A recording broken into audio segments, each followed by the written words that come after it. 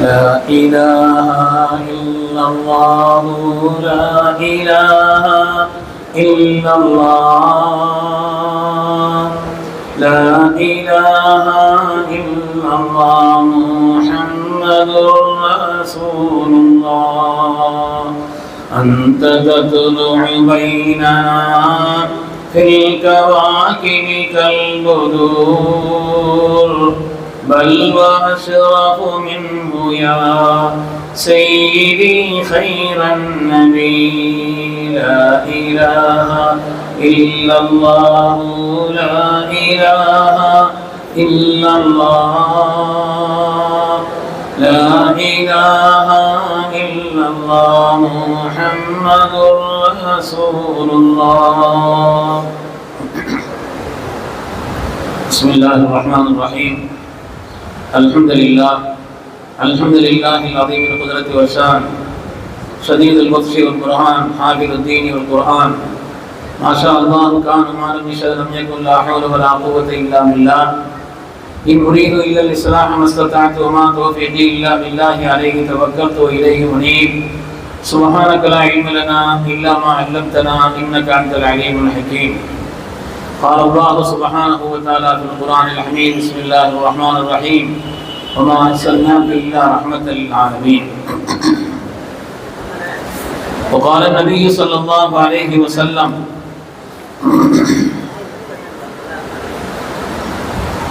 إنما الأعمال بالنيات وإنما لكل امرئ ما نوى. பின்னால் உட்கார்ந்துருக்கிறவங்க முன்னால் வாங்கலாம். சிறப்பு ஒரு கோரிக்கை வேற சொல்லிட்டாங்க. எழுந்திரிச்சு முன்னால் உள்ள செயல்களை நிரப்பணும். பெரிய ஆட்கள் எழுந்திரிங்க. பெரிய ஆட்கள் பின்னால் இருக்கிறவங்க வாங்க முன்னால் வாங்க. நீங்க முன்னால் உட்காரு. பெரிய ஆட்கள் சொல்லுங்க முன்னால் உட்காரு. மாணவர்கள் முன்னாடி சேர்ந்து காலியாக அடுத்து வரக்கூடியவர்கள் பின்னாடி அமர்வாங்க. இதை வந்து பின்னாடி மலைக்கு மத்தியிலேயே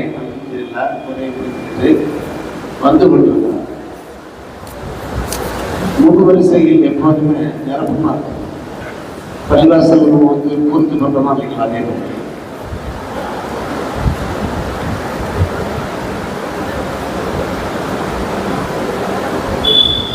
வரலாற்று சிறப்பு மிக்க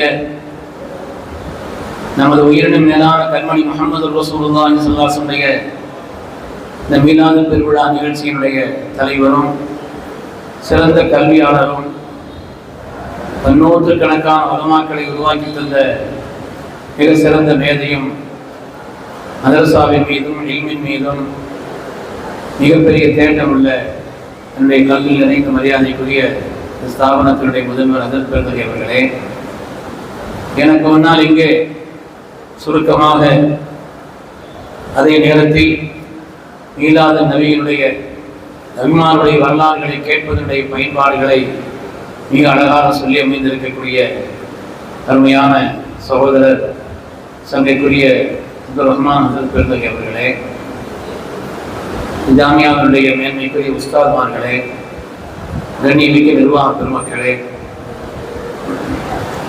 இங்கே வருகின்றிருக்கக்கூடிய பெரியோர்களே, அருமையான மாணவ கண்மணிகளே, எதிர்காலத்தினுடைய பிரகாசங்களே, அல்லாஹ்வுடைய கருணையினால் 1500வது ஆண்டு ஸல்லல்லாஹு அலைஹி வஸல்லம் பிறந்து 1500ஆம் ஆண்டு உலகமெல்லாம் மிக சிறப்பான முறையில் இதை கொண்டாடுவதற்காக எதிர்பார்த்து கொண்டிருக்கக்கூடிய ஒன்று.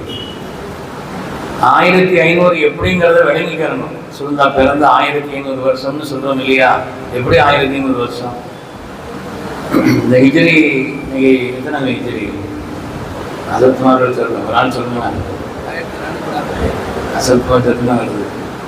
ஹிஜ்ரி 1400. மாஷா அல்லாஹ் மாஷா அல்லாஹ்.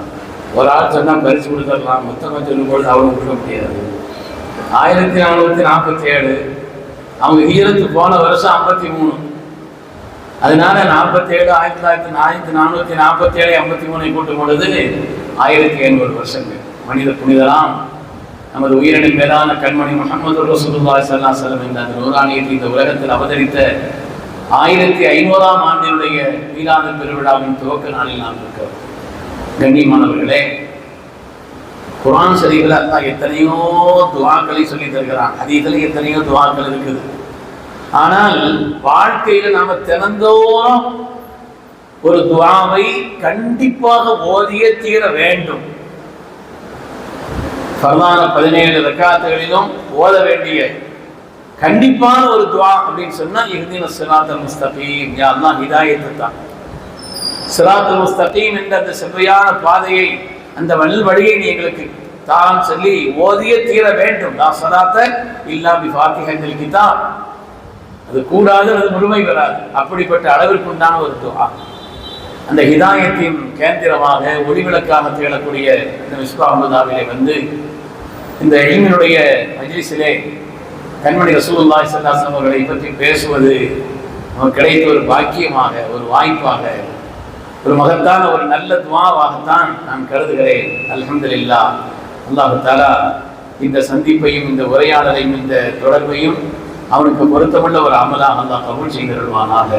நமது உயிரின் மேலான கண்மணி முஹம்மது ரசூலுல்லாஹி ஸல்லல்லாஹு அலைஹி வஸல்லம் நிறைவான முஹப்பத்தை பெற்று ஈருலகத்திலும் எல்லா பாக்கியத்தையும் பெறக்கூடிய மக்களாக அல்லாஹ் நம் எல்லோரையும் கபூல் செய்திருவானாக.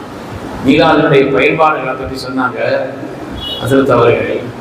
கடந்த வருஷம் சென்னையிலே தேனாம்பேட்டை காமராஜர் அரங்கத்தில் ஒரு மீலாது நிகழ்ச்சியை தமிழ்நாடு ஜமாத்துல் உலமா சபை பல்லாயிரக்கணக்கான மக்கள் கூடிய அந்த கூட்டத்தில் நடந்தது. அதில் அங்கே பேசிய ஒரு ஃபாதர், ஒரு பேசிய கிறிஸ்துவ போதகர் சொன்னார். அவர் பேசும் பொழுது அந்த கிறிஸ்துவ போதகர் சொன்ன வாசகம் இன்னும் எனக்கு ஞாபகத்தில் இருக்கிறது. நபி ஸல்லல்லாஹு அலைஹி வஸல்லம் அவர்கள் எல்லா காலத்திலும் ஒரு பெரிய அதிசயம் என்று சொன்னார். உலகத்தினுடைய முதல் அதிசயம் அது.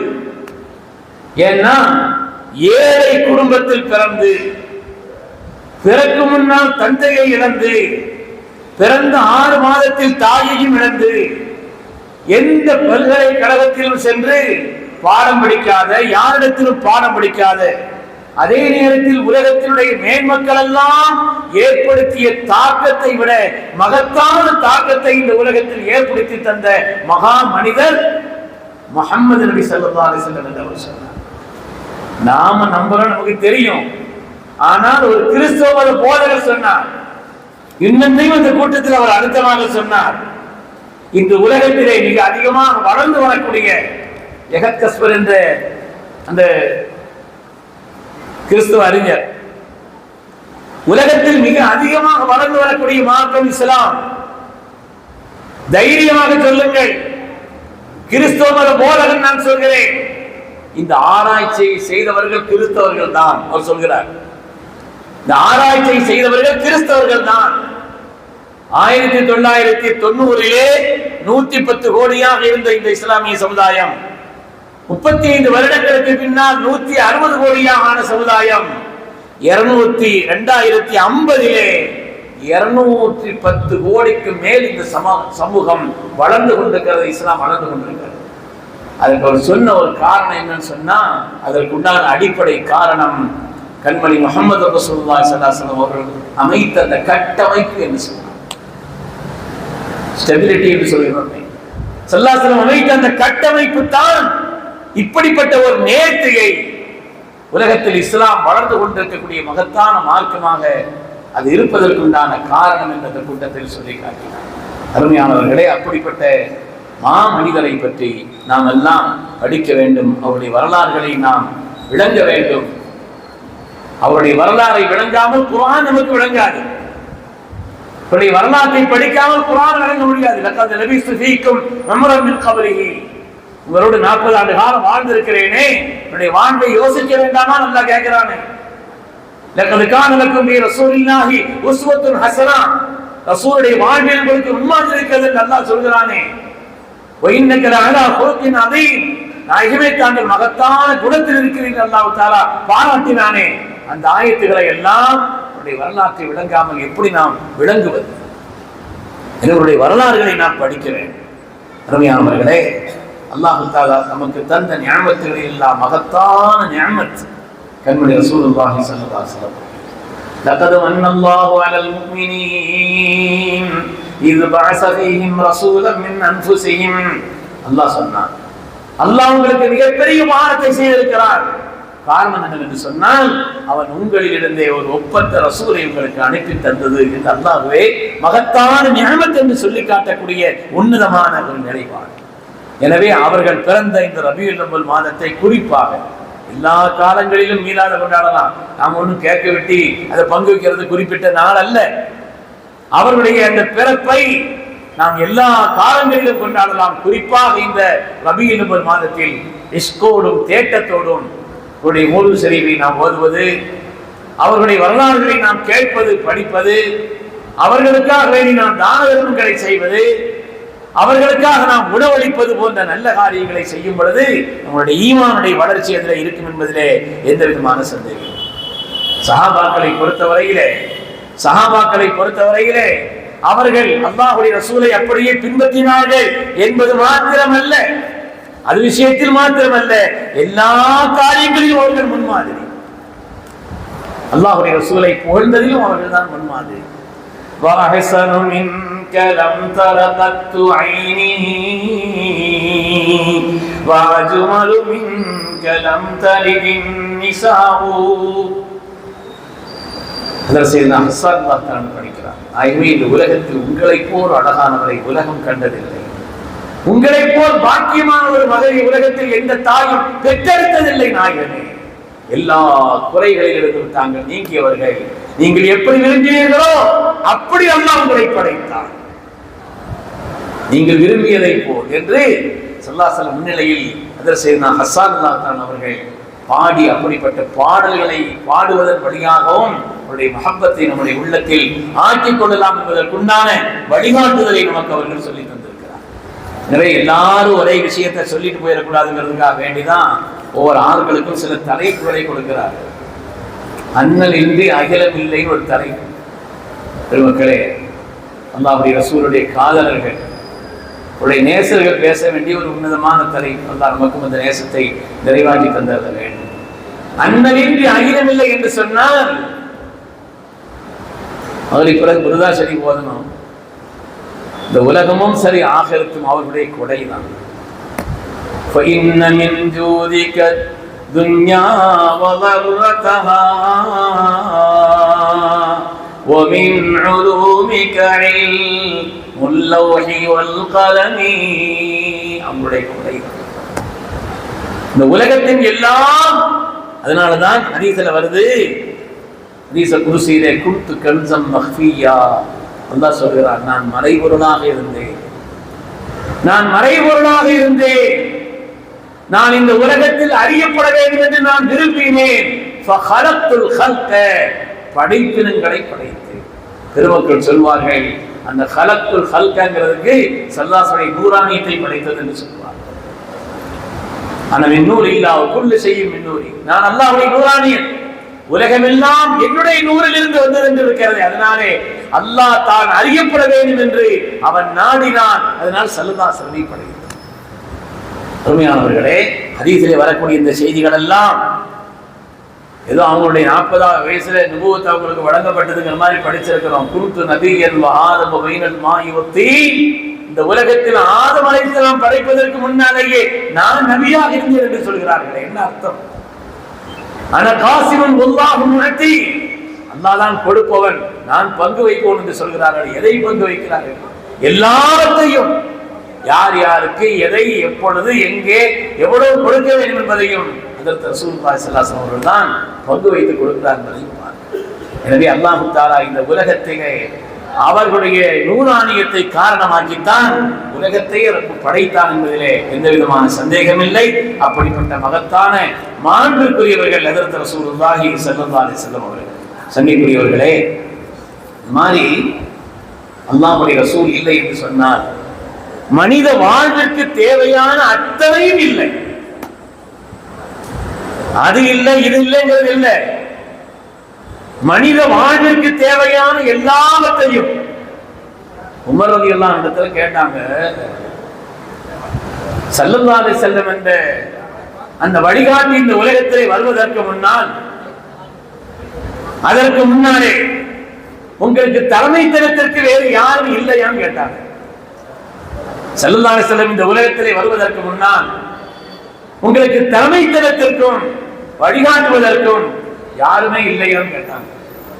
ஒருதான் சொன்னாங்க, திறமையானவர்கள் இருந்தார்கள், ஆற்றலுள்ளவர்கள் இருந்தார்கள், ஆனால் யாரும் ஹாதியாக இல்லைன்னு சொன்னாங்க. எல்லோரும் இருந்தார்கள், ஆனால் யாரும் ஹாதியாக இல்லை. ஸல்லல்லாஹு அலைஹி வஸல்லம் தான் எங்களுக்கு ஹாதியாக, அல்லாஹ்வுடைய ரசூல் தான் எங்களுக்கு ஹாதியாக இருந்தார்கள் என்றதன் செய்தனா உமர் இப்னு கத்தாப் ரலியல்லாஹு தஆலா சொல்கிறார்களே, அண்ணல் இன்றி அகிலம் இல்லை என்பது உமர்தானுடைய இந்த வாக்கிலிருந்து நாம் விளக்கலாம்.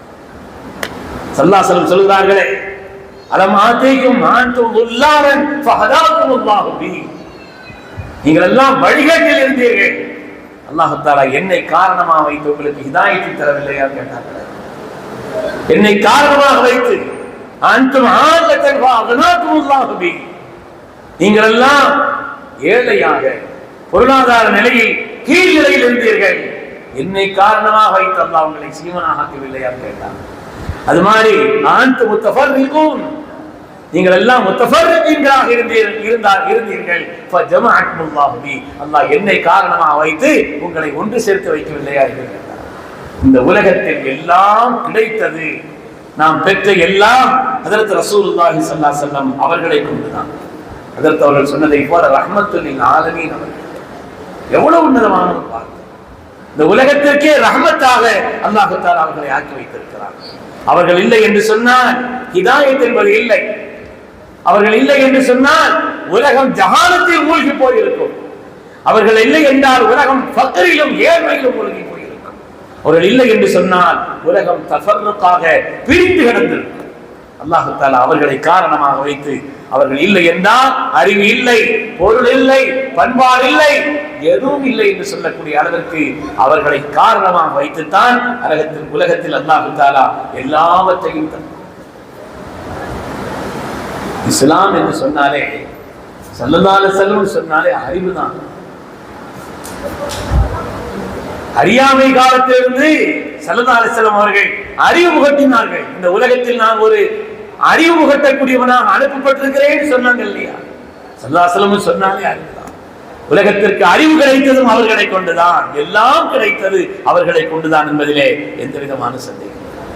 சங்கைக்குரியவர்களே, அல்லாஹ்வுடைய ரசூலை அல்லாஹ் தஆலா இந்த உலகத்தில் எல்லாம் கிடைப்பதற்கு நமக்கு காரணமாக்கி வைத்திருக்கிறார் என்பதிலே எந்த சந்தேகம். நம்முடைய கவிக்கு அப்துல் ரஹ்மான் அவர்கள் அண்ணன் சொல்வார்கள், அண்ணல் நாயகம் இல்லை என்று சொன்னால் மலைகள் எல்லாம் சிலைகளாக இருக்கும் என்று சொல்வார். அண்ணல் நாயகம் இல்லை என்று சொன்னால் மலைகள் எல்லாம் சிலைகளாக இருக்கும் என்று சொல்வார். இந்த உலகம் ஒரு ஹிதாயத்தை, நேர்வழியை, வாழ்வின் எல்லாவற்றையும் பெற்றது ஸல்லல்லாஹு அலைஹி வஸல்லம் காரணமாக வைத்துத்தான் என்பதை வரலாறு நமக்கு சொல்லிட்டாங்க. சங்கைக்குரியவர்களே, எல்லாம் அல்லாஹ்வுடைய ரசூல் அவர்களால் தான் எல்லாம் நாம் பெற்றோம் என்பதில் சந்தேகமே. ஸல்லல்லாஹு அலைஹி வஸல்லம் செய்த சாதனைகளுடைய உச்சமான நிலை என்று சொன்னா எவ்வளவு சாதனைகள் வரலாறுகளை படித்தால் இந்த உலகத்தில் பெரும் பெரும் சாதனையாளர்கள் நிகழ்த்த முடியாத உன்னதமான சாதனைகளை எல்லாம் நிகழ்த்தி காட்டியவர்கள், நடைமுறையை நிகழ்த்தி காட்டியவர்கள். இன்று உலகம் அதிசயித்து போய் நிற்கிறது, அதிசயித்து போய் நிற்கிறது. என்னுடைய நண்பர் ஒருவர் ஒரு கட்டுரையில் எழுதியிருந்தார். ஒரு ஹோட்டல்ல சாப்பிடுறதுக்காக போனானா, ஒரு 70 வயதை தொட்ட ஒரு வயதான பெண்மணி அந்த இடத்திலே சாப்பிட்டு முடித்த பிறகு அதை சுத்தம் செய்து கொண்டிருந்தார். இவ்வளவு வயசான நிலையில் இருக்கிறீங்களம்மா, நீங்க இப்படிப்பட்ட வேலைகள்லாம் செய்யணும், வீட்டில் ஓய்வெடுக்கலாம் என்று கேட்ட பொழுது அந்த அம்மா, சகோதர சமுதாயத்தை சேர்ந்த அந்த பெண்மணி, அவருடைய மரியாதை என்ற ஒரு நிலையில் 2 கையையும் எடுத்து அந்த அம்மா கும்பிட்டு அந்த அம்மா சொல்லிச்சான், ஐயா, அடுத்த ஜென்மம் ஒன்று இருந்தா, அவங்களுடைய நம்பிக்கையில் இருக்குது இல்லையா, அடுத்த ஜென்மம் என்று ஒன்று இருந்தால் நான் ஒரு இஸ்லாமிய குடும்பத்தில் பிறக்க வேண்டும் என்று ஆசைப்படுகிறேன். ஏனென்றால் வயதானவர்களை, பெரியவர்களை, குடும்பத்தின் மூத்தவர்களை எவ்வளவு கண்ணியப்படுத்துகிறார்கள், எவ்வளவு கண்ணியப்படுத்துகிறார்கள். அதனாலே அப்படி ஒரு வாய்ப்பு இருக்குமானால் நான் இந்த சமூகத்தில், இஸ்லாமிய சமூகத்தில் பிறக்க ஆசைப்படுகிறேன் என்று சொன்னேன். அதனாலதான் இன்னைக்கு இஸ்லாமிய சமூகத்தில் எங்கும் முதியோர்கள் இல்லம்ங்கிறது கிடையாது. அனாதை இல்லைன்னா இருக்கலாம், முதியோர்கள் இல்லம் என்பது கிடையாது. இந்த பண்பாட்டை நமக்கு உணர்த்தி தந்தவர்கள், வழிகாட்டியவர்கள் கண்மணி முஹம்மது ரசூலுல்லாஹி ஸல்லல்லாஹு அலைஹி வஸல்லம். பெருமக்களை, அவர்கள் ஏற்படுத்திய வரலாற்று சாதனை சாதாரணமானது அல்ல. கலிமா சொன்ன அனைவரையும் சகோதரர்கள் என்று சொன்னார். கலிமா சொன்ன அனைவரையும், இதெல்லாம் நமக்கு சாதாரணமானதா தெரியும். ஆனா இன்று நிறத்தால், மொழியால், அவருடைய பிறப்பால் ஏற்றத்தாழ்வை கொண்டிருக்கக்கூடிய இந்த நவீன காலகட்டத்திலும் கூட ஸல்லல்லாஹு அலைஹி வஸல்லம் ஏற்படுத்தி தந்த இந்த ஒற்றை சொல், நீங்கள் கலிமா சொன்ன காரணத்தினால் அனைவரையும் சகோதரர்கள் என்று சொன்னார். அது பெருமானாருடைய பெரும் சாதனை, சாதாரணமானதல்ல. பெருமானாருடைய பெரும் சாதனை, மகத்தான பிரகடனம். அது சொன்னார்கள், யா அய்யுஹன் நாஸ் இன்ன ரப்பக்கும் வாஹிதுன். மக்களே, உங்களுடைய இரட்சகன் ஒருவன். அலா லா ஃபضل لعربي على عجمي ولا لعجمي على عربي ولا لأحمر على أسود ولا لأسود على أحمر إلا بتقوى. உலகத்திலே அரபி மொழியை பேசுபவர், பிற மொழியை பேசுபவரை இவருக்கும் தனி சிறப்பெல்லாம் கிடையாது. ஒரு அந்நிய மொழியை பேசுபவர் இவரை விட மட்டமானவர் என்ற எல்லையில் உள்ளவர் அல்ல.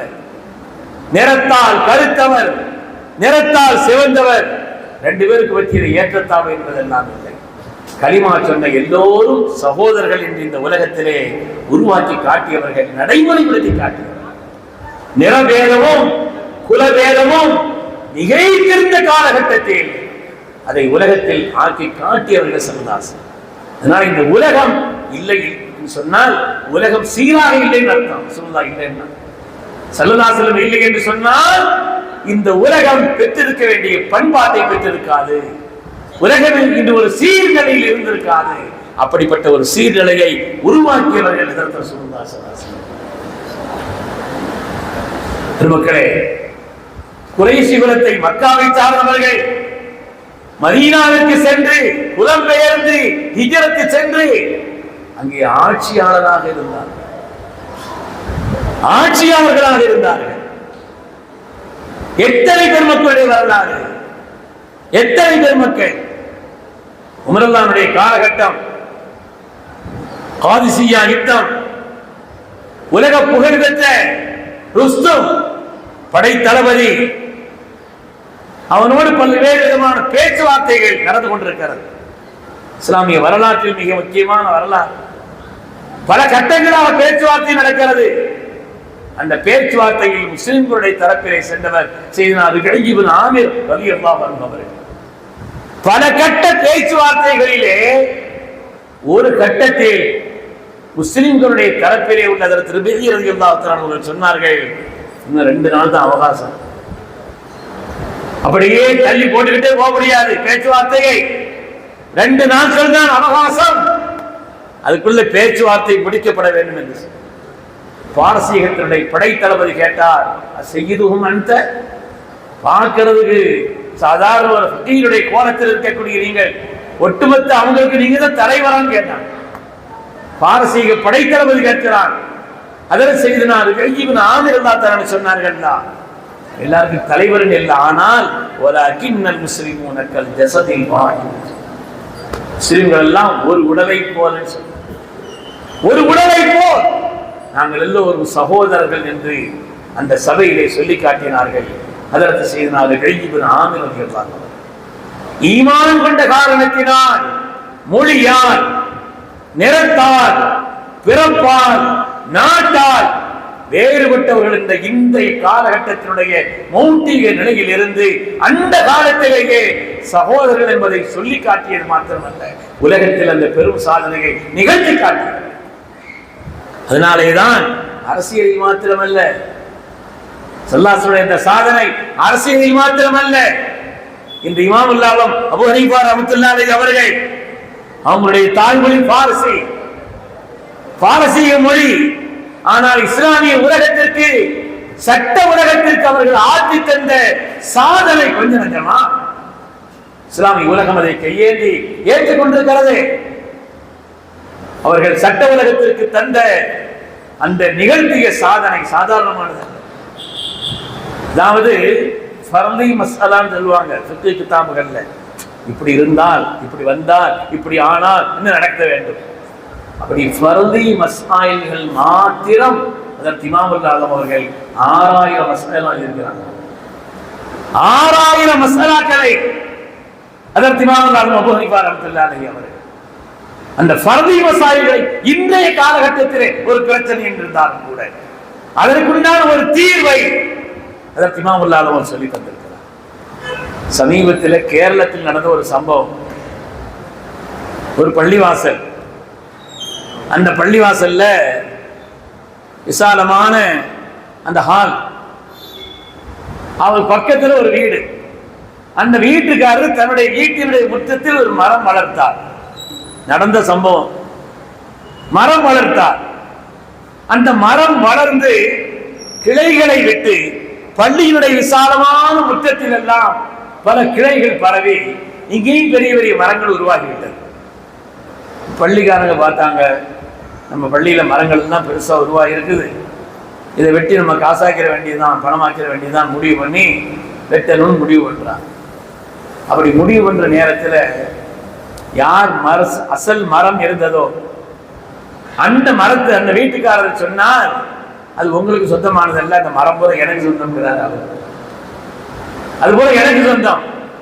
அங்கே வளர்ந்திருந்தாலும் கூட அசல் மரத்தை நான் அல்லவா இங்கே உருவாக்கினேன், அது எனக்கு சொந்தம்ங்கிறாங்க. ஷரியத்தின்படி நடக்க வேண்டும் என்று தேட்டமுள்ள அந்த ஜமாஅத்தினுடைய பெருமக்கள் அவங்களுடைய உஸ்தாத் இடத்துல, இமாம் இடத்துல வந்து சொல்றாங்க. இமாம் சொன்னாங்க, இது புது மசாலாவா இருக்குது, என்னன்னு தெரியல, என்னுடைய உஸ்தாத் அவரிடத்தில் நான் கேட்டு வந்து சொல்கிறேன்.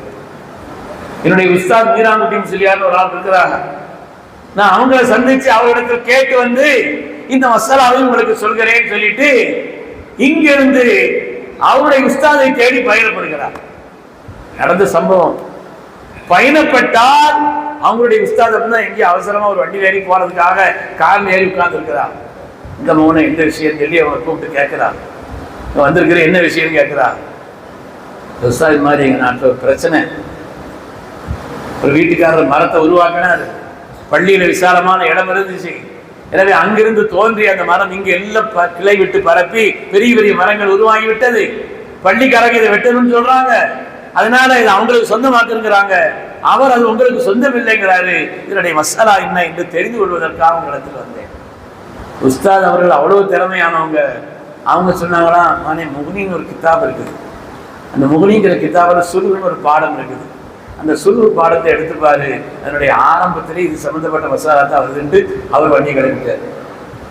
திருமக்களே, அந்த சுருகுங்கிற கிதாபில் இதா ரம்பத்தரஜுலும் சஜரத்தன், ஒரு மனிதர் ஒரு மரத்தை நட்டார், அது கிளைகள் பரவி பல்வேறு இடங்களில் பரவிவிட்டால், அவருக்கு சொந்தமில்லாத வேறு இடங்களில் பரவிவிட்டால் அந்த மரம் யாருக்கு சொந்தம்? அந்த மரம் அசலிலே முதல் மரத்தை நட்ட அவருக்கு தான் சொந்தம்.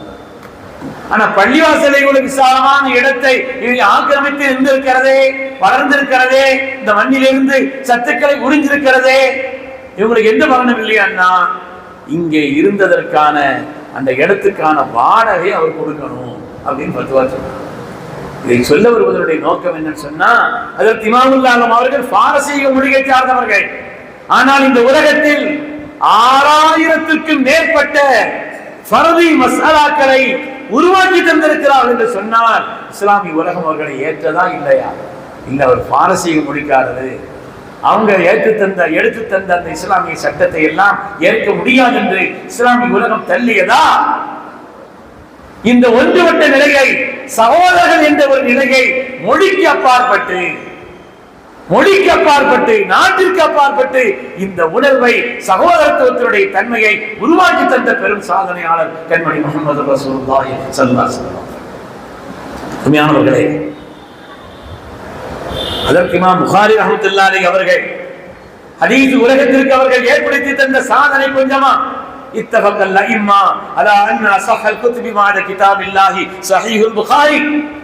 அல்லாஹ்வுடைய வேதத்திற்கு பின்னால் இந்த உலகத்தில் ஆதாரபூர்வமான ஒரு கிரந்தத்தை தந்தவர்கள் ஹஜ்ரத் இமாம் முஹம்மது பின் இஸ்மாயில் புகாரி ரஹ்மத்துல்லாஹி அலைஹி. அரபியர் அவர், அரபி மொழியை சார்ந்தவர் அல்ல. ஸல்லல்லாஹு அலைஹி வஸல்லம் ஈமான் கொண்ட எல்லோரும் சகோதரர்கள் என்று சொன்னார்கள் என்றால் அது எவ்வளவு பெரிய தாக்கத்தை மார்க்கத்தில் ஏற்படுத்தி தந்திருக்கிறது. அரசியல் உலகம் மாத்திரமல்ல, அதை தவிர இமாம் மாலிக் ரஹ்மத்துல்லாஹி தவிர பெரும்பாலான முஹத்திஸீன்கள் அரபி மொழி அல்லாதவர்கள் தான், அரபி மொழி பேசுபவர்கள் அல்லாதவர்கள் தான். ஆனால் இந்த உலகம் அவருடைய மொழியை ஏற்றதா இல்லையா? அவருடைய ஆளுமையுடைய திறமையை இந்த உலகம் ஏற்றதா இல்லையா? சீர்குலைவு ஏற்படுதுன்னா ஸல்லல்லாஹு அலைஹி வஸல்லம் சொல்லி தந்த அந்த கட்டமைப்பை யார் சீர்குலைக்கிறார்களோ அங்கிருந்த சீர்குலைவு ஏற்படும். இன்னைக்கு ஒரு இஸ்ரேல் உட்கார்ந்துக்கிட்டு ஆட்டி படைக்கிறான் அப்படின்னு சொன்னா அதுக்குண்டான காரணம் வேறு ஒன்றுமல்ல, அரபு தேசியவாதம். பெருமக்கள், நான் விரிவாக சொல்லல, இந்த அரபு தேசியவாதம் தான் ஒன்றிணைக்காமல் இருக்கிறது. அவர்கள் ஸல்லல்லாஹு அலைஹி வஸல்லம் சொன்ன அந்த கட்டமைப்பை விட்ட காரணத்தினால் தான் எல்லா சோதனையும் என்பதை பார்க்கிறோம். இந்த உலகத்தில் இந்த உலகம் நிலை வருவதற்கு, சீர் வருவதற்கு, சீரான ஒரு நிலையில் உலகம் இருப்பதற்குண்டான உன்னதமான காரியத்தை செய்திருந்தவர்கள் கண்மணி முஹம்மது ரசூலுல்லாஹி ஸல்லல்லாஹு அலைஹி வஸல்லம். எந்த விதமான சந்தேகம், உலகத்திலேயே மிகப்பெரிய ஒரு புரட்சியை ஏற்படுத்தியிருந்தவர் அவருடைய சொல்லுவார். உண்மையானவர்களே, பெருமானார் சொல்வதை போல இன்னா குன்னா அதல்ல கௌமின் ஃபஅஸ்ஸனல்லாஹு பில் இஸ்லாம் வமஹமா நத்லுபுல் இஸ்ஸ பிகைரி மா அஸ்ஸனல்லாஹ் அதல்லனா. அல்லாஹ் நமக்கு இஸ்லாம், நாம் இந்த உலகத்தில் சாதாரணமானவர்களாக இழிந்த நிலையில் இருந்தோம், இஸ்லாம் என்ற பெயரால் அல்லாஹ் நமக்கு கண்ணியத்தை தந்தார். அதை விட்டு விட்டு வேறு வேறு வழிகளில் கண்ணியத்தை தேடினால் கேவலம் தான் வரும் என்று சொன்னார்களே, அந்த வாக்கிற்கு ஏற்ப ஸல்லல்லாஹு அலைஹி வஸல்லம் நமக்கு நடைமுறை பிடித்து தந்த அந்த காரியங்களை உலகத்தில் நாம் நடைமுறைப்படுத்தினால் உலகத்திலும் கண்ணியம் தான், நிலையான ஆகிரத்திலும் வெற்றி தான். பெருமக்களே, அத்தகைய ஒரு நிலையை ஏற்படுத்தி தந்தவர்கள் கண்மணி முஹம்மது ரசூலுல்லாஹி ஸல்லல்லாஹு அலைஹி வஸல்லம். அவர்கள் ஏற்படுத்திய சாதனை சாதாரணமானதல்ல.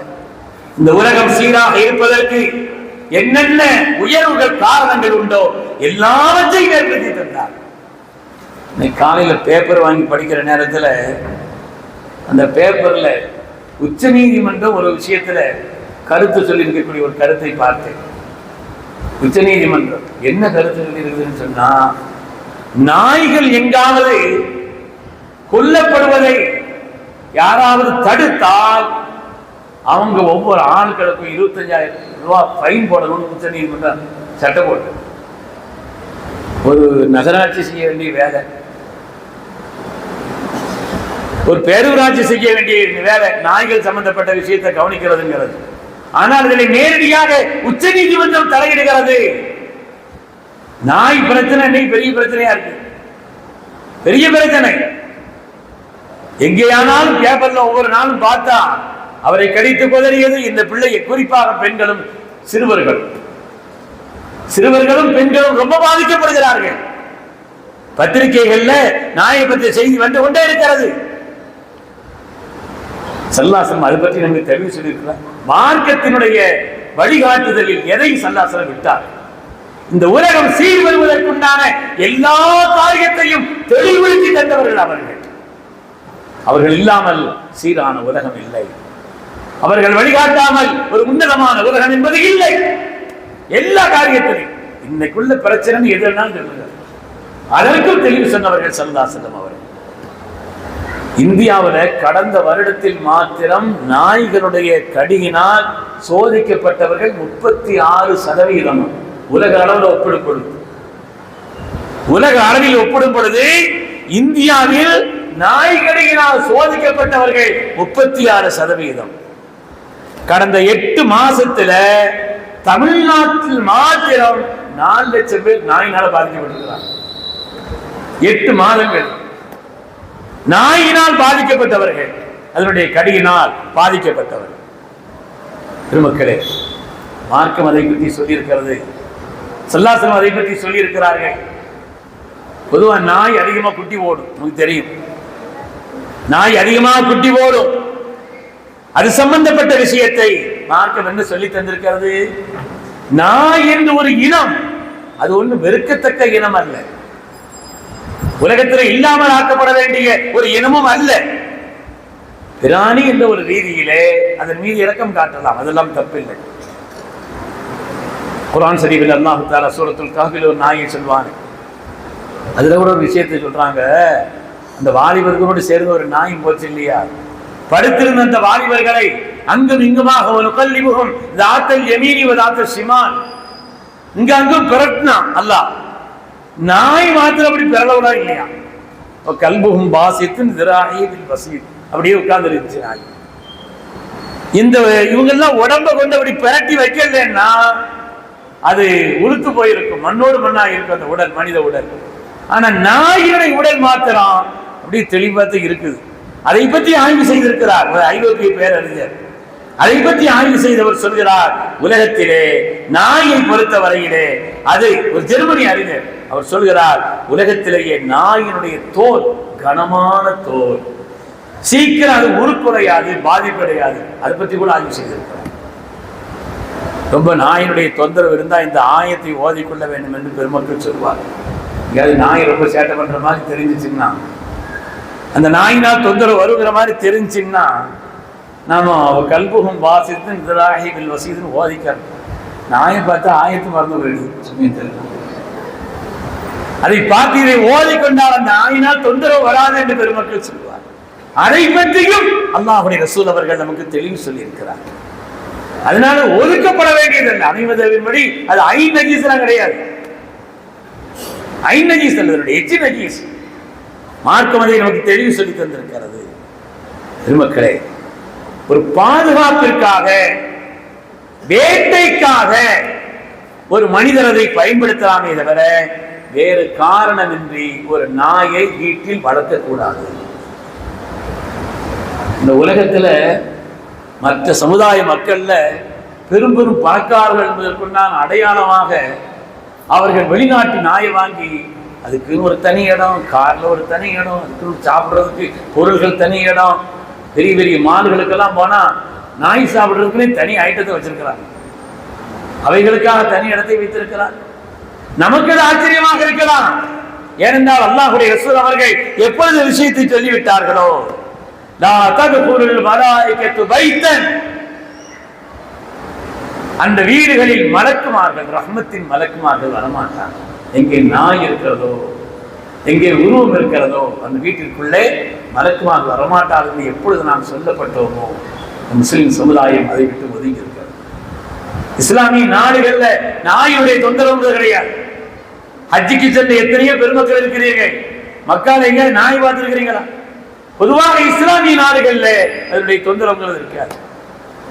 சகோதரர் எழுதியிருக்கிறார், லட்சத்தீவிலே அங்கே நீங்கள் சுற்றுலா பயணிகளை அழைக்கும் பொழுது அந்த லட்சத்தீவு வாசிகள் பல விளம்பரங்களை செய்கிறார்கள். அதிலே ஒரு விளம்பரம் என்னன்னா, நீங்க சுற்றுலாவுக்கு வரும் பொழுது பயமில்லாம நடந்து போகலாம், ஏனென்றால் இங்கே நாய்கள் தொந்தரவு கிடையாது, நாய்களுடைய தொந்தரவு இல்லை.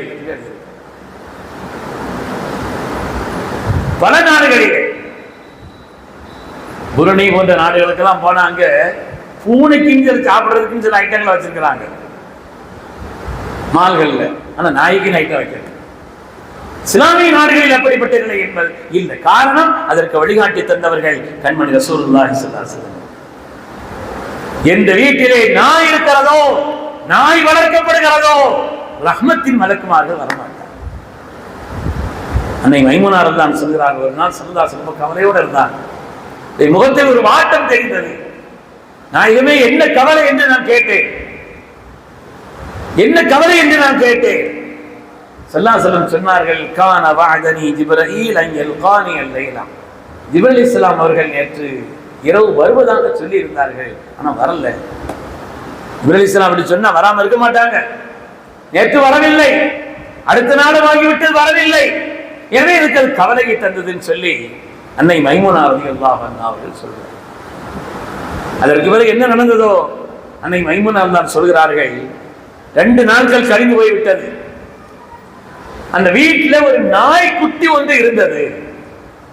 அந்த நாய்க்குட்டியை எடுத்துக்கொண்டு போய் அதை வெளியிலே ஆக்கி இருந்த அந்த இடத்திலே தண்ணீர் தெளித்து, மணல் தானே, தண்ணீர் தெளித்து அதை சுத்தப்படுத்திய பிறகு ஜிப்ரீல் அலைஹிஸ்ஸலாம் வந்தார். ஜிப்ரீல் அலைஹிஸ்ஸலாம் வந்து சொன்னார்கள், யா ரசூலல்லாஹ், நான் வருவதாக வாக்களித்திருந்தேன், ஆனால் எந்த வீட்டில் நாய் இருக்கிறதோ அங்கே ரஹ்மத்தினுடைய மலக்குகள் வரக்கூடாது என்று உத்தரவு இருக்கிறது என்பதனால் நான் வரவில்லை என்று ஜிப்ரீல் அலைஹிஸ்ஸலாம் சொன்னார்.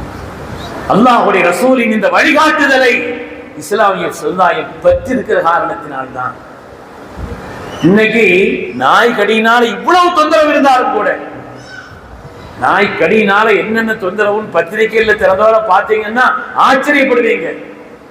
ஒரு நாய் எப்ப வெறி வரும்? வளர்த்த காரணத்தினால் அது கடிக்காதுன்னா இல்ல, வளர்த்த நாய்களும் கடித்திருக்கிறது, அதுவும் கடித்திருக்கிறது. நாய் கடியினால் ஏற்பட்டிருக்கக்கூடிய நோய் என்பது இருக்கிறது சாதாரணமானது. ரேபிஸ்னு ஒரு நோய் இருக்கு, எங்கிட்ட அது சம்பந்தப்பட்ட ஒரு வீடியோ கூட இருக்கு. நாய் கடியினால் பாதிக்கப்பட்டால் அதனால் ஏற்படக்கூடிய நிலைகள் என்ன என்பதை பற்றி உண்டான நாய் கடியினால் பாதிக்கப்பட்ட ஒருவருடைய நிலையை இங்கு எடுத்து வைத்திருக்கிறார். நாய் கடியினால பாதிக்கப்பட்டாச்சுன்னா அதனால் உண்டாகக்கூடிய ஆபத்துங்கிறது சாதாரணமானதல்ல, அதனால் உண்டாகக்கூடிய ஆபத்து. நான் அதை பார்த்தேன். பையன் நாய் கடிக்கப்பட்டிருக்கிறான், நாயினால் கடிக்கப்பட்டிருக்கிறான். நாய் கடிச்சா வாயை சப்பிக்கிட்டே இருக்கிறான், தண்ணி தாக ஏற்படுது. ஆனா தண்ணியை பக்கத்துல கொண்டு போன அலறான். ரேபிஸ்ங்கிற நோய் வந்தா கடைசியில் அவன் எப்படி செத்தான்? நாய் மாதிரி சத்தம் போட்டு செத்தான். நாய் கடினால் பாதிக்கப்பட்ட, அதனால் ஏற்படக்கூடிய ஆபத்தை அல்லாஹ்வுடைய ரசூல் அவர்கள் சொல்லி காட்டிய காரணத்தினால் இன்றும் எந்த காலத்திலும் எந்த பிரச்சனையும் அதற்குண்டான வழிகாட்டுதலை தெளிவாக சொல்லி தந்தவர்கள் தன்னுடைய ரசூலுல்லாஹி ஸல்லல்லாஹு அலைஹி வஸல்லம். இந்த நாய் கடியினால் ரேபிஸ் என்ற ஒரு கடுமையான நோய், கொடும் நோய். அதனால என்ன ஆகும்னா தண்ணீருடைய தாகம் எடுக்குமா, ஆனால் தண்ணீர் பார்த்து பயப்படுவான். அந்த நோய் வந்துருச்சுன்னா அது மாதிரி அதனுடைய உச்சகட்டமாக நாய் மாதிரி சத்தம் போட்டு அவனுடைய வாழ்க்கையினுடைய கடைசி வரை இருப்பான் என்று சொல்கிறார். எவ்வளவு பெரிய ஆபத்து! ஸல்லல்லாஹு அலைஹி வஸல்லம் அவர்கள் அதனுடைய எச்சியை சொன்னார்கள். எங்கேயாவது ஒரு பாத்திரத்தில் வாய் வைத்து விட்டால் 7 தடவை கழுகுங்கள். அதனுடைய பாக்டீரியாக்கள், அதனுடைய கிருமிகள் அவ்வளவு கடுமையானது. அதிலே முதலாவது நீங்கள் மண்ணை கொண்டு கழுகுங்கள் சொன்னார். நாயினுடைய அந்த எச்சித்தன்மையை, அதனுடைய நச்சுத்தன்மையை நீக்குவதற்குண்டான ஒரு நிலை என்பது மண்ணில் இருக்கிறதுன்னு சொல்றாங்க ஆய்வாளர்கள். உலகம் சீர்வருவதற்குண்டான ஒரு காரியம் இந்த காலத்தில் ஏற்பட்டுச்சு, இன்னைக்கு பத்திரிகையில் வந்துச்சுங்கிறது அல்ல. உலகம் சீர்வருவதற்குண்டான எந்த காரியமாக இருந்தாலும் அதை குறித்துண்டான தெளிவை நமக்கு சொல்லி காட்டியவர்கள் கண்மணி முஹம்மது ரசூலுல்லாஹி ஸல்லல்லாஹு அலைஹி வஸல்லம். எந்த விஷயமா இருக்கு, எந்த காரியமாக இருக்கு, ஆடை சம்பந்தப்பட்ட விஷயம். இன்னைக்கு உலகத்துல சமயத்தில் சிங்கப்பூர் போயிருந்த நேரத்துல விமானத்தில் இறங்கி உள்ள போகும் பொழுது பார்த்தா இப்படி ஒரு கற்சில மாதிரி ஒரு ஆணும் பெண்ணும் சேர்ந்து நிற்கிற மாதிரி அசையாம இருக்குது. இவ்வளவு நேர்த்தியா ஒரு சிலையை உருவாக்க முடியுமா? அசல் மனுஷனே நிற்கிற மாதிரி இருக்குது அப்படின்னு பார்த்தா அது வரையவெல்லாம் இல்லை, மனுஷன் தான். ஒன்றும் வரையவெல்லாம் இல்லை, ஆனா ஒன்றும் ஆடைலாம் அப்படின்னு கிடையாது. சும்மா நீங்க ஒட்டின மாதிரி செட்டின மாதிரி ஒரு துணி அங்கே வச்சிருக்கதை தவிர இது இந்த நாகரீகம் என்று நினைக்கப்படுது, நாகரீகம் என்று கருதப்படுகிறது. ஸல்லல்லாஹு அலைஹி வஸல்லம் வழிகாட்டி இருக்கிறார்கள். ஆடை ஏன், அதாவது ஆடை எதுக்கு சொன்னாங்க? ஒரு ஆணினுடைய ஆடை எப்படி இருக்க வேண்டும், ஒரு பெண்ணினுடைய ஆடை எப்படி இருக்க வேண்டும்? இன்றைய காலகட்டத்திலே ஆண்களுடைய ஆடையை பெண்கள் அணிகிறாங்க, பெண்களுடைய ஆடையை ஆண்கள் அணிகிறாங்க. ஆடையினுடைய ஒரு நிலையே இல்லை, ஒரு தரம் இல்லாத ஒரு நிலை. அல்லாஹ் தஆலா முதலாவது ஆடையினுடைய நோக்கமாக அவுரத்தை மறைப்பதற்காக அது அன்சல்னா அலைக்கும் லிபாஸை யுவாரி சவாதிக்கும் ஒரு ஈஷா, அவுரத்தை மறைப்பதற்கும் அலங்காரத்திற்கும் ஆடை. உலகத்தில் ஆடை அணியக்கூடிய ஒரே பிராணி மனுஷன் மட்டும்தான். எந்த ஊர்லயும் யானை சட்டி போடுறது இல்லை, எந்த ஊர்லயும் வேற பிராணிகள் ஒன்றும் ஆடை உடுக்கிறது இல்லை. உணவு உண்கிறது, உறையுள் இருக்கிறது, ஆடை கிடையாது. ஆடையினால் அலங்காரம் பெற்றவன் மனிதன் தான். இந்த மனிதன் ஆடை எப்படி அணிய வேண்டும்? ஒரு ஆணினுடைய ஆடையின் அளவு என்ன? அபைன சுரத், தொப்புளுக்கும் முட்டுக்கும் மத்தியில் கண்டிப்பா மறைச்சிருக்கணும். பனியன் போட்டு வந்தா கூட தொப்புள் மறைக்கப்பட்டிருக்க வேண்டும். எஹ்ராம் அணிபவர்கள் கூட அதிலே கவனம் செலுத்தணும். தொப்புள் வெளியில் இருக்கக்கூடாது, மறைத்திருக்க வேண்டும். பெண்களை பொறுத்தவரையில் அவருடைய முகம் அவருடைய கைகளை தவிர மற்ற பகுதியில் மறைத்திருக்க வேண்டும்.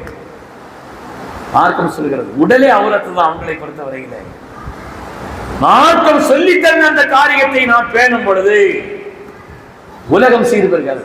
தாலிக்கா தஹருஜி குலூபிஹிம் வ குலூபிஹின்ன நல்லா சொல்லுவோம். இது உங்களுக்கும் நல்லது, அவங்களுக்கும் நல்லது. ஆடை எப்படி அணிபவர்களுக்கும் நல்லது, மற்றவர்களுக்கும் அது நல்லதுன்னு சொல்லுவாங்க. கண்ணியமானவர்களே, உலகத்தினுடைய நிலைவாழ்களில் உயர்வதற்கு என்னென்ன உயர்வு தேவையோ எல்லாவற்றையும் இந்த உலகம் சீராக இருப்பதற்குண்டான எல்லா வழிகளையும் நமக்கு கற்றுத்தந்தவர்கள் கண்மணி முஹம்மது ரசூலுல்லாஹி ஸல்லல்லாஹு அலைஹி வஸல்லம். எந்த காரியத்தையும் அல்லாஹ்வுடைய ரசூல் அவர்கள் விட்டு வைக்கவில்லை. அது சம்பந்தப்பட்ட எல்லா காரியத்தையும் நமக்கு சொல்லி தந்திருக்கிறார். எந்த காரியமானாலும் பெண்களுடைய சீர்திருத்தத்தை பற்றி சொன்னார். பெண்களுடைய சீர்திருத்தத்தை பற்றி சொன்னார். மாதிரி இந்த உலகம் என்ன உயர்வை பெற வேண்டுமோ ஸல்லல்லாஹு அலைஹி வஸல்லம் தான் உலகம் ஆரம்பத்தில் நான் சொன்ன ஹதீஸை போல ஆன்தும் உல்லாலன் ஃபஹதாகுமுல்லாஹு பி, நீங்கள் உலகத்தில் வழிகாட்டி இருந்தீர்கள், அல்லாஹ் என்னை கொண்டு உங்களுக்கு ஹிதாயத்தை தந்தான். அறிவு வேண்டுமா ஸல்லல்லாஹு அலைஹி வஸல்லம் தான். பண்பாடுகள் வேண்டுமா ஸல்லல்லாஹு அலைஹி வஸல்லம் தான். பொருளாதாரம் வேண்டுமா ஸல்லல்லாஹு அலைஹி வஸல்லம் தான். வாழ்க்கையின் எல்லா நிலைகளுக்கும் உண்டான உயர் நிலைகளுக்கு உண்டான வழியை நமக்கு சொல்லி தந்தவர்கள் கண்மணி முஹம்மது ரசூலுல்லாஹி ஸல்லல்லாஹு அலைஹி வஸல்லம். அல்லாஹ்வுடைய ரசூல் அதை நமக்கு சொல்லி தந்திருக்கிறார். பெருமக்களே, அறிவு, குர்ஆன் வழிகாட்ட வந்ததே அறிவுக்கு தான். லியுந்திர மன் கான ஹய்யன், அல்லாஹ் குர்ஆன்ல சொல்வான். இந்த குர்ஆன் யார் ஹயாத்தாக இருக்கிறாங்களோ அவங்களுக்கு எச்சரிக்கை. அந்த ஆயத்தினுடைய வெளிரங்கமான அர்த்தம் ஹய்யன்கிறதுக்கு ஆக்கிலன் தஃசீர் செய்வாங்க. யார் புத்திமான்களாக இருக்கிறார்களோ அவர்களுக்கு உண்டான வழிகாட்டுதலை சொல்வதற்கு வந்ததுதான் குர்ஆன். அதற்கு வழிகாட்ட வந்தவர்கள் தான் ஸல்லல்லாஹு அலைஹி வஸல்லம். அறிவினுடைய எல்லா தளங்களிலும் நின்று பேசியவர்கள் ஸல்லல்லாஹு அலைஹி வஸல்லம். அறிவின் அத்தனை தளங்களிலும் நின்று பேசியவர்கள். ஒரு சிறந்த அறிவாளியா அல்லாஹ்வுடைய ரசூல் சொன்னார், வஅலல் ஆகிலி அன் தகூன லஹு ஸாஆத்துன், ஒரு நல்ல அறிவாளியாக இருந்தால் நேரங்களை பகுத்துக் கொள்வான், திட்டமிட்ட வாழ்க்கை அமைத்துக் கொள்வான். ஒரு நேரம் ரப்போடு முனாஜாத் செய்யும் நேரம். உஸ்தாத்மார்கள் சொல்வார்கள், வெளியில சிங்க மாதிரி இருக்கணும், உங்களுடைய ரகசிய வாழ்க்கையில அல்லாஹ்வுக்கு முன்னால கதறி நிற்கணும். ஒரு ஃபக்கீரை போல், ஒன்றுமில்லாதவர்களை போல் நம்முடைய தனிமை உலகத்தில் ரப்புக்கும் நமக்குமான அந்த தனிமை உலகத்தில் ரப்புக்கு முன்னால் கதறியும் அழுது நின்று நாம் அந்த நேரத்தில் ஆகிவிட வேண்டும். வெளியில சிங்கமா நிற்க வேண்டியதுதான், அங்கு அப்படி நின்றக்கூடாது. சில நேரம் புத்திசாலி யார், அன் தகூன லஹு ஸாஆத்துன், அவனுக்கு சில நேரங்கள் இருக்கிறது. ஸாஅத்துன் யுனாஜி பிஹா ரப்பஹு, சில நேரங்களில் ரப்போடு முனாஜாத் செய்வான். வஸாஅத்துன் யஹ்லு ஃபீஹா பிஹாஜத்திஹி மினல் மத்அமி வல் மஷ்ரப், உணவுக்காக தன்னுடைய வாழ்க்கையின் தேவைக்காக ஒரு நேரத்தை ஒதுக்கிக் கொள்வான். புத்திசாலி, ஒரு புத்திசாலியான மனிதனுடைய வாழ்க்கையின் அத்தனை வழிகாட்டுதலையும் சொல்லி தந்தவர்கள் ஸல்லல்லாஹு அலைஹி வஸல்லம். லா யுல்தகுல் முஃமினு மின் ஜுஹரின் வாஹிதின் மர்ரத்தைன், ஒரு பொந்திலிருந்து 2 தடவை கொட்டு வாங்க கூடாதுன்னு சொன்னாங்க. ஒரு விஷயத்துல படிப்பினை கிடைச்சிருச்சா அதற்கு அடுத்து மீண்டும் அதே தவறை செய்யக்கூடாது. ஒரு புத்திசாலி செய்ய மாட்டான். ஸல்லல்லாஹு அலைஹி வஸல்லம் சொல்லி தந்தார். இந்த உலகத்தில் நான் அறிவு முகட்டுவதற்குத்தான் வந்தேன் என்று சொன்னார்கள். நான் ஒரு ஆசிரியனாக, அறிவு முகட்டக்கூடியவனாகத்தான் இந்த உலகத்தில் நபியாக நான் அனுப்பப்பட்டேன் என்று அல்லாஹ்வுடைய ரசூல் சொன்னார். அவர்களை கொண்டு உலகம் அறிவை பெற்றது. எப்படிப்பட்ட நிலையில் இருந்தார்கள் சஹாபாக்கள்லாம் கூடி உட்கார்ந்து பேசுவாங்கன்னா, ஒரு காலத்துல எப்படி இருந்தோம் தெரியுமா, பேத்தும் படத்துல சேலை செய்வோம், அதுக்கு சாமி மாதிரி ஏதாவது செய்வோம், ரொம்ப பசியா இருந்தா அதையும் சாப்பிடுவோம். அது சொல்லி சிரித்தார். எப்படி ஒரு நிலை இருந்தது.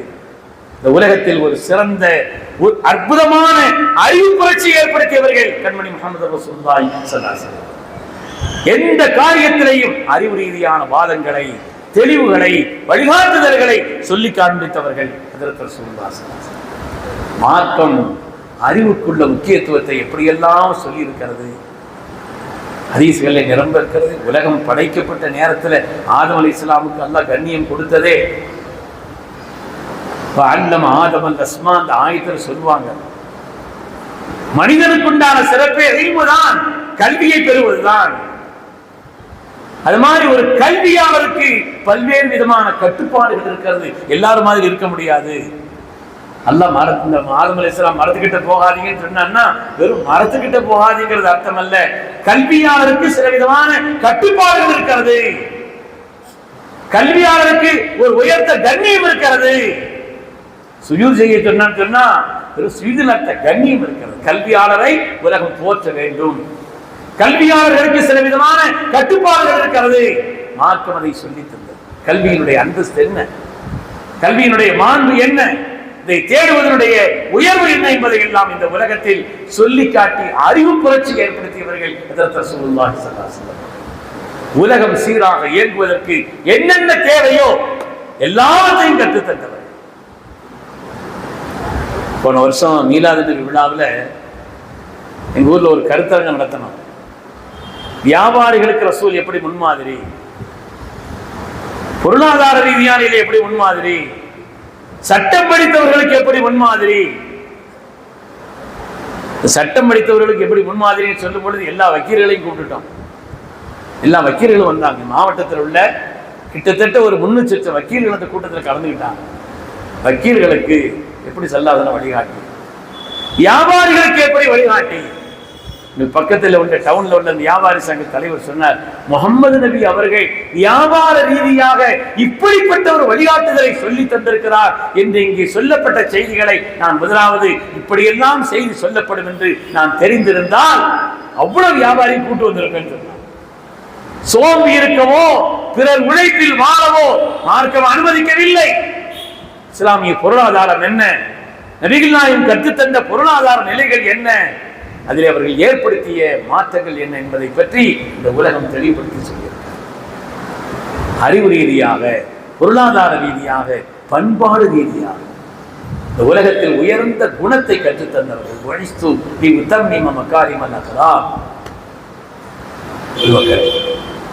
சொர்க்கத்தை மனிதன் பெற்றுக் கொள்வதற்குண்டான வழிகளிலே அல்லாஹுவை வணங்கி வழிபட்டக்கூடிய ஒரு நிலையை போல உயர்ந்த குணத்தை கொண்டு சொர்க்கத்தை பெறுகிறார். ஸல்லல்லாஹு அலைஹி வஸல்லம் குணத்தால் என்றார்கள். ஃபுத்திஹத்தில் மதீனா பி அக்லாக்கின் நபி ஸல்லல்லாஹு அலைஹி வஸல்லம். ஸல்லல்லாஹு அலைஹி வஸல்லம் குணத்தால் மதீனா வென்றது. அவருடைய குணத்தால் தான் மதீனா வெற்றி கொள்ளப்பட்டது. சாதாரணமானதல்ல, உயர்ந்த குணத்தினால், உயர்ந்த பண்பாட்டினால் இந்த பண்பாட்டை உலகத்திற்கு சொல்லிக் கொடுத்தவர்கள் ஸல்லல்லாஹு அலைஹி வஸல்லம். நேற்று தமிழ்நாடு ஜமாஅத் உலமா சார்பாக ஒரு கருத்தரங்கம் ஒன்று இந்த பகுதியில் நடத்துகிறோம். ஏராளமான பேராசிரியர்கள், பல்வேறு சமூகத்தை சார்ந்த இதர சமூகங்களை சார்ந்த நிறைய பேராசிரியர்கள் இந்த ஒன்றிய அரசு எப்படியெல்லாம் கல்வியிலே தவறான தகவல்களை புகுத்துகிறது, இல்லாததை சொல்கிறது. குறிப்பாக முகலாயர்கள் அவங்கள ஏதோ நாட்டை அபகரிக்க வந்தவர்களை போல் சொல்லி காட்டுகிறார். இந்த கூட்டத்தில் கூட நான் சொல்லி காண்பித்தேன். அதாவது உலகத்தில் எந்த அரசு அப்படின்னு இருந்தாலும் கூட சில பிளஸ் இருக்கும், மைனஸ் இருக்கும், ஏற்றத்தாழ்வுகள் இருக்கத்தான் செய்யும். ஆனால் வரலாற்றை படிப்பவர்களுக்கு சொல்ல வேண்டிய விஷயம் என்னன்னு சொன்னா பிளஸ் சொல்லணும், மைனஸ் என்ன இல்லாம இருக்கலாம். அவங்கள்ட்ட இந்த குறைகள்லாம் இருந்துச்சு, அது பொருட்படுத்த வேண்டியதில்லைன்னு சொல்லி அதை வேணா தரலாம். ஆனால் இவர்கள் முகலாயர்களை பொறுத்தவரையிலே என்ன பிளஸ் இருந்துச்சோ அதையும் இந்த ஒன்றிய அரசு அதை மறைக்கிறது, வரலாற்றை திரித்து சொல்கிறார். உண்மை என்ன தெரியுமா? உண்மை என்ன தெரியுமா பெருமக்களே? முகலாயர்களுடைய வரலாற்று, அவருடைய வரலாற்றில் நடந்த சம்பவத்தை பார்த்தால் பொதுவாக எல்லாருக்கும் இந்தியாவில் ஒரு உயர்ந்த அரசியல்வாதி நாட்டினுடைய நலனை மேம்படுத்த வேண்டும் என்று ஆசைப்படுவர்கள் என்ன ஆசைப்படுவாங்கன்னா, நம் நாடு உலக அளவில் பொருளாதாரத்தில் சிறந்து விளங்க வேண்டும் என்று ஆசைப்படுவாங்க. அதான் ஒரு சிறந்த அரசியல்வாதி, நாட்டினுடைய நன்மையை ஆட்சி செய்யக்கூடியவர், இப்படித்தான் கருதுவார். இந்த நாடு உலகத்திலே அப்படி ஏதாவது ஒரு சமயத்திலே உலக அளவில் பொருளாதார வல்லரசாக இருந்திருக்கிறதா என்று பார்த்தால் இருந்திருக்கிறது. 17ஆம் 18ஆம் நூற்றாண்டில் குறிப்பாக அவுரங்கசீப் அவருடைய ஆட்சியிலே உலக பொருளாதாரத்தில் 25 GDP சொல்றாங்க. உலக பொருளாதாரத்திற்கு 25% தந்தது இந்த நாடு. அதுல மக்களுக்கு சொல்லணும், பொருளாதாரத்தில் வல்லரசாக முகலாயருடைய ஆட்சியிலே இந்த நாடு நம் தேசம் திகழ்ந்தது என்று சொல்ல வேண்டும். அந்த நேரத்தில் வேற எந்த நாடும் அப்படிப்பட்ட பொருளாதாரத்தில் உயர்ந்த நிலையில் இருக்கவில்லை. சைனா கூட 24 தான் இருந்துச்சு. ஆதாரம் என்ன இருக்குது? அந்த இடத்துல ஆதாரங்களையும் சொல்லி காண்பித்தேன். போலந்து நாட்டினுடைய அறிஞர் அவர் ஒரு நூல் எழுதியிருக்கிறார். உலகத்தின் பல அறிஞர்கள் எழுதியிருக்கிறார்.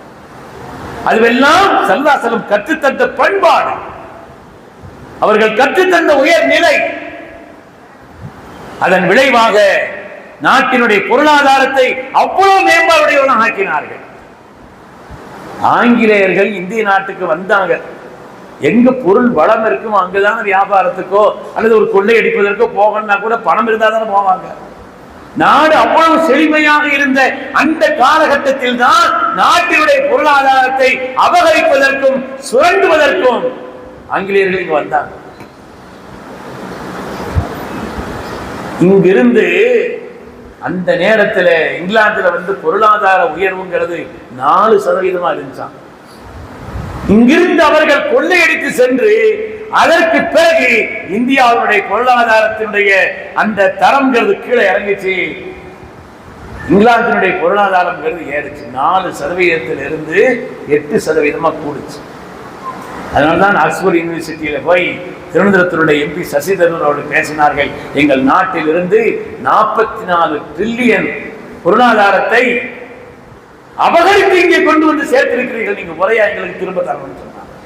சொல்ல வருவது, இஸ்லாமியர்கள் ஆட்சி இருந்த காலகட்டத்திலே நாடு பொருளாதாரத்தில் பொருளாதார வல்லரசாக திகழ்ந்தது. அதற்குண்டான வழிகாட்டுதல் ஸல்லல்லாஹு அலைஹி வஸல்லம் அவர்கள் ஆட்சி செய்த நேரத்திலே நாட்டில் கல்வியும் மருத்துவமும் இலவசம். கல்வியும் மருத்துவமும் இலவசம். இன்று கல்வியும் மருத்துவமும் வணிகமயமாக ஆகிவிட்ட ஒரு நிலை. அத்தகைய முகலாயர், அதாவது மைனஸ் இருக்கும், குறைபாடுகள் இருக்கும், சண்டை இருக்கும், பொறாமை இருக்கும், ஏற்றத்தாழ்வுகள் இருந்திருக்கும். ஆனால் நாட்டிலே கல்வியையும் மருத்துவத்தையும் இலவசமாக கொடுத்தவர்கள் அவர்கள். அவருடைய ஆட்சியில இன்னொரு சட்டம் இருந்தது, எந்த நிலத்தையும் தரிசா போடக்கூடாது. எந்த நிலத்தையும் தரிசாக போடக்கூடாது. அதிகபட்சமா 2 வருஷம் தான்.